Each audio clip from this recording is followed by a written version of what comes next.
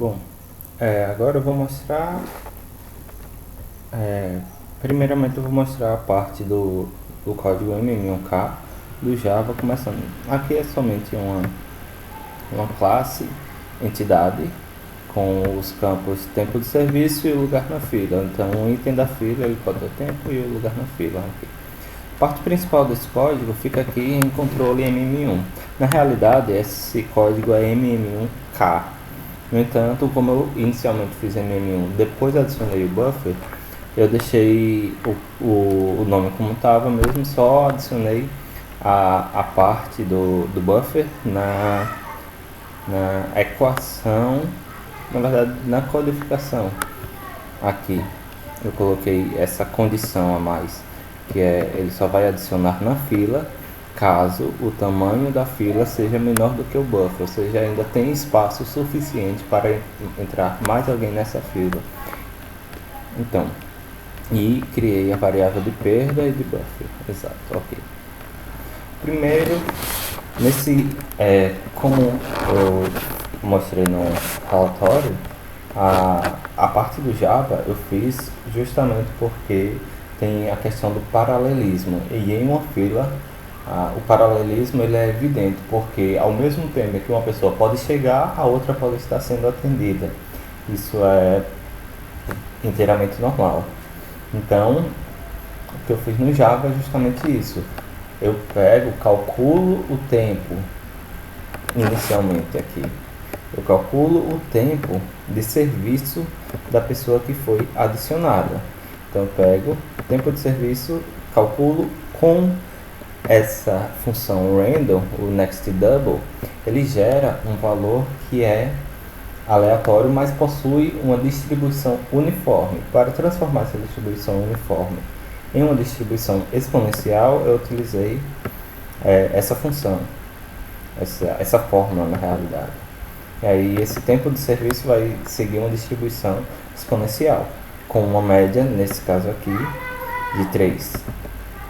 Pronto, adiciono esse item lá na fila, o item, adiciono o número de chegadas, jogo aqui o item naquela posição da fila e adiciono esse item na fila. Pronto, adicionei esse item na fila e já chamo a função de remover. Por quê?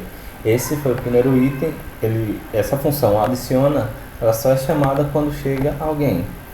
Então eu já chamo remove. Esse remove, ele é uma thread. Então ele vai rodar paralelamente o remove e continuar a ser executado essa thread aqui.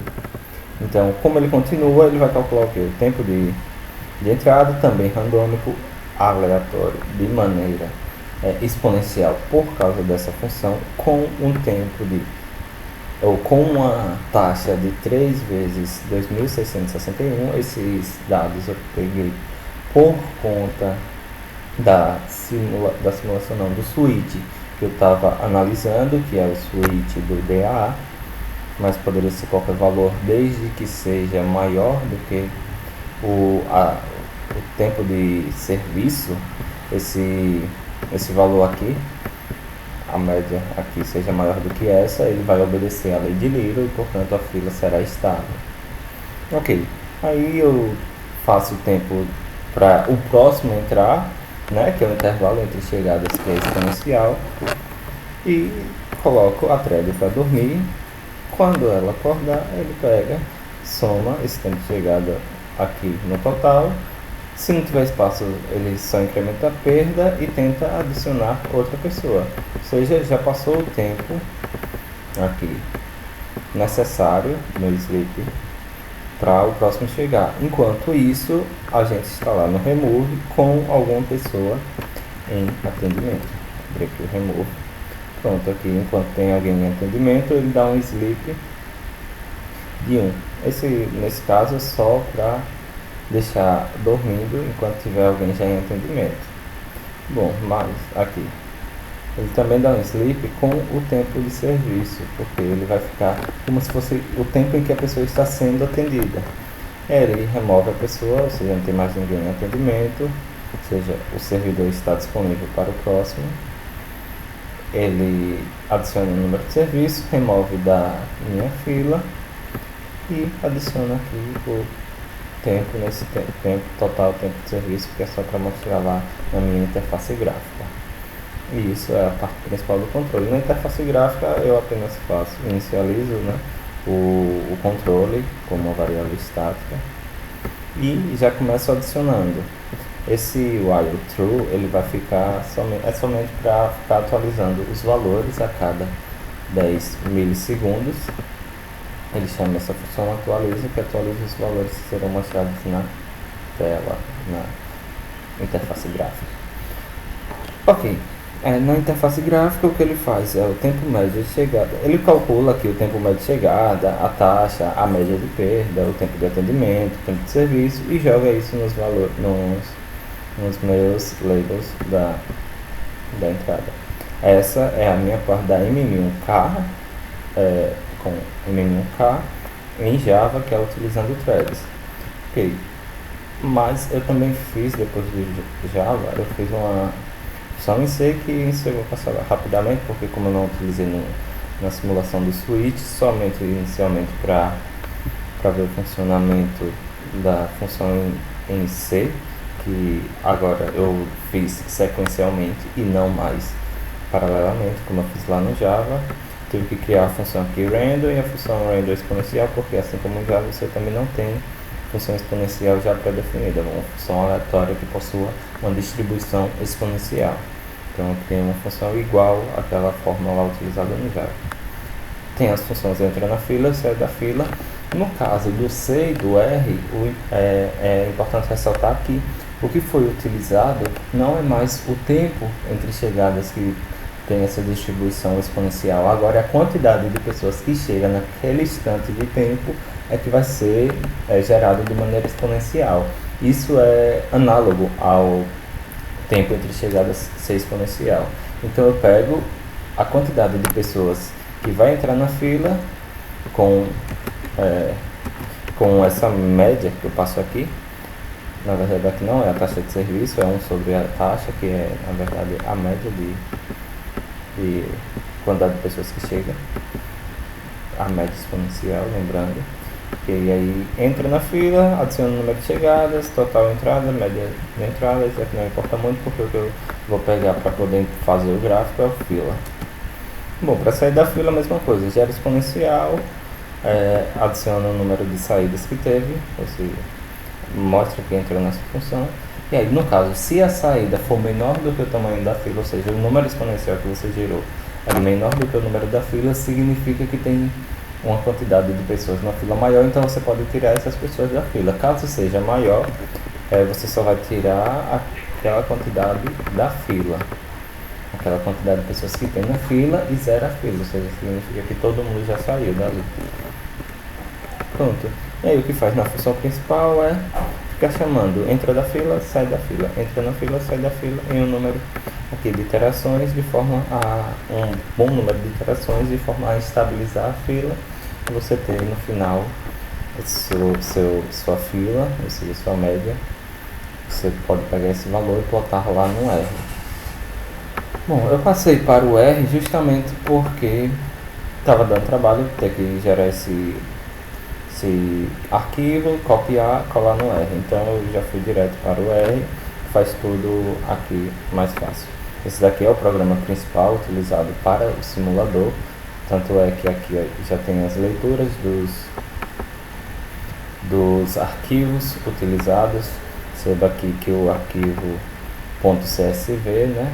Eu peguei todos os 4, mas eu só utilizei o dados weekly, ou seja, dados semanais para o arquivo inbound e os dados diários para o arquivo outbound, para o sistema outbound.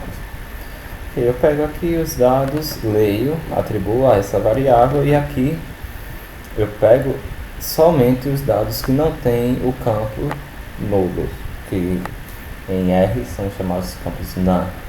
Então eu não pego esses valores, eu só pego os que estão em valores numéricos e elimino as demais linhas.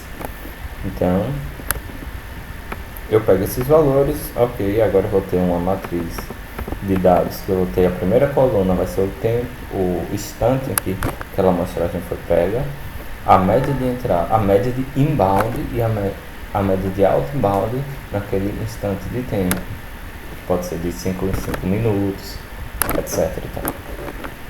E depois eu pego o tamanho, esse tamanho aqui ele está fixo em 5.000, significa que vão ser 5.000 interações, inicializo a fila com 0 e a média da fila, que é aqui, que é o que vai ser impresso no final.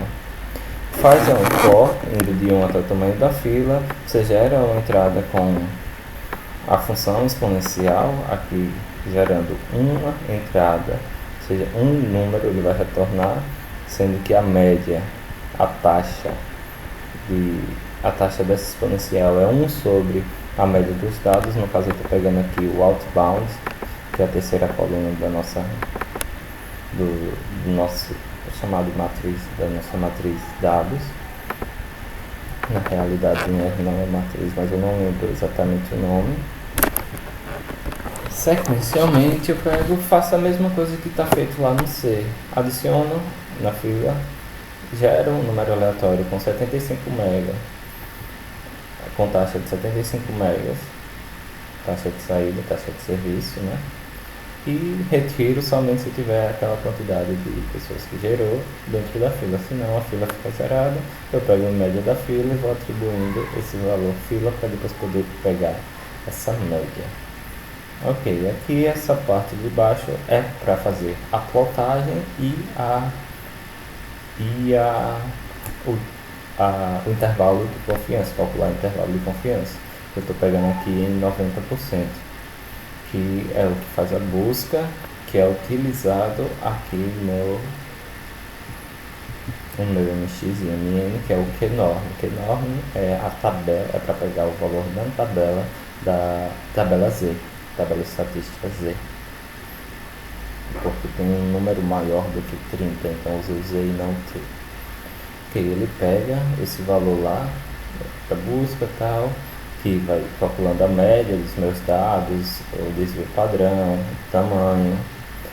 Aqui eu gero esses vetores que vão ser utilizados para a plotagem.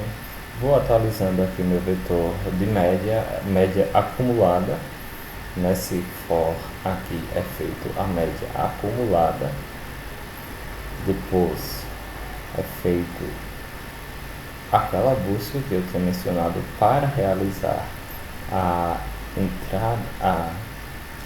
o intervalo de confiança acima e abaixo do seu valor central, e aqui eu vou atribuindo o valor variável máximo, que vai ficar em cima, e que vai ficar embaixo do nosso valor central, que é o nosso PCMX, o nosso intervalo de confiança.